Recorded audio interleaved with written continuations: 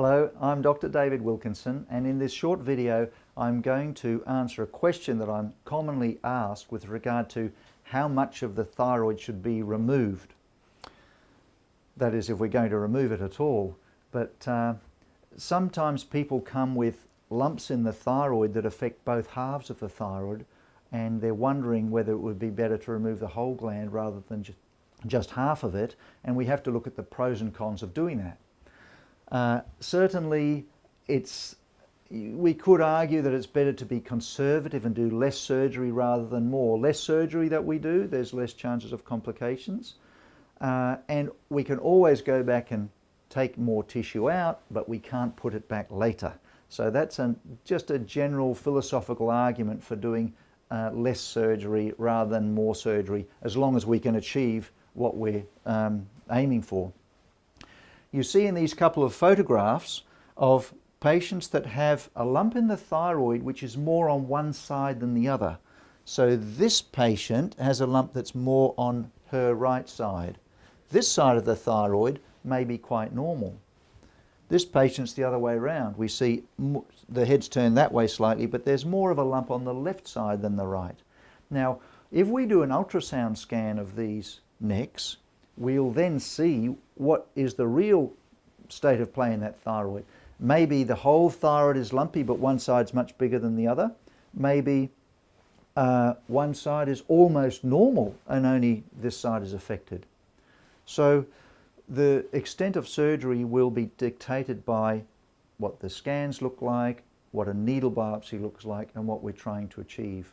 Now, if we don't think it's a cancer, let's talk about benign conditions. And the common kind of benign thyroid condition that can affect both sides of the thyroid is benign nodules or multinodular thyroid. The importance of this lies in the anatomy. So if we look inside the neck, this is a normal thyroid. It doesn't have any lumps in it, but in those patients one would have a definite lump in this half of the thyroid or a definite lump in that half. So the thyroid we see as two different halves. And when we operate on it, this thyroid is behind a layer of muscle. If we leave the muscle intact over this half, then we can easily enter it later because it hasn't been disturbed. And these are seen as different halves of the neck. Provided we stay out of this half this time, it's always going to be safe to go back in there. So we choose which side we're going to operate on and we leave the other side undisturbed. The thyroid gland is there for a reason. It's to produce thyroid hormone, which is necessary for normal function. And if you don't have a thyroid, you require thyroid hormone supplementation. If we take the whole thyroid out, obviously thyroid hormone medication is going to be needed. If we only take out half the thyroid, then most people will function perfectly all right without thyroid hormone. We don't know that for sure because about 1 in 5 people won't be quite good enough on just half a thyroid and they'll need a tablet. We don't know that till we do blood tests after the surgery. So if both sides are very lumpy, both are big, both are responsible for the symptoms or the overactivity of the gland, then both sides need to be removed. But if we have an asymmetry of the gland, so one side has a big nodule in it, the one that we could see in the picture, and on the ultrasound we only see small nodules, and we think it's all benign, and we don't think the side with the small nodules is overactive, then we can focus our attention on the half that's causing the trouble and just remove that half. This has the advantage of preserving thyroid function for most people. Most people in that situation would not need thyroid hormone tablets. And it also means that the risk of complications for surgery is less.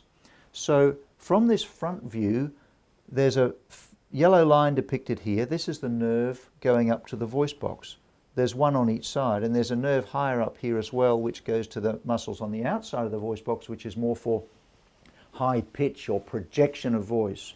This nerve is the main nerve for speaking, and if this nerve is injured, then a hoarse voice is caused, and that can be permanent. If we look from behind, we see the nerve to the voice box, which as you can see runs right up against the thyroid and then up to the voice box.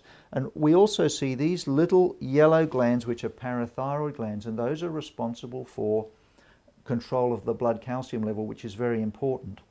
Now, if only half the thyroid is removed, only half of these structures are going to be at risk of a complication. Now, a risk of injury to the nerve to the voice box causing a permanent hoarse voice is only going to be very low, 1 in 100. But we would prefer it to be 0. If we don't go anywhere near it, the risk is 0.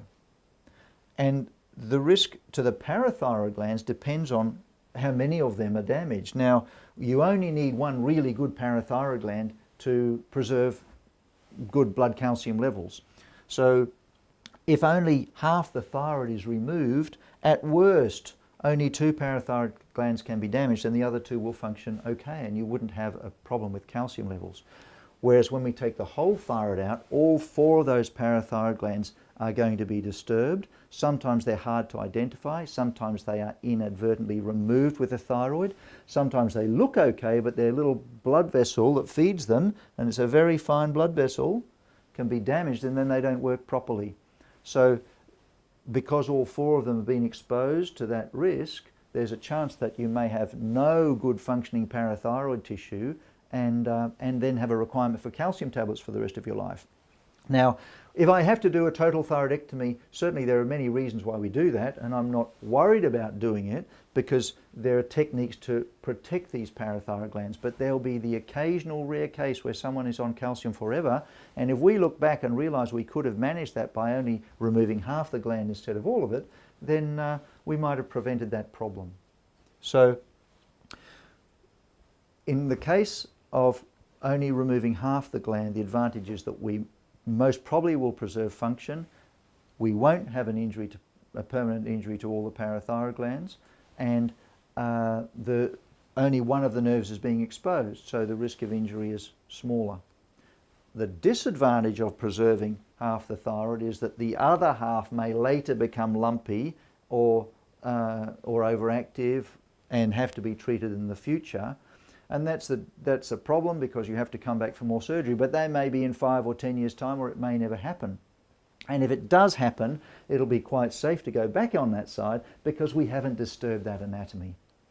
So I hope that helps to answer the question of why in some cases we remove all of it, in some cases we remove half of it, and the pros and cons of either of those approaches.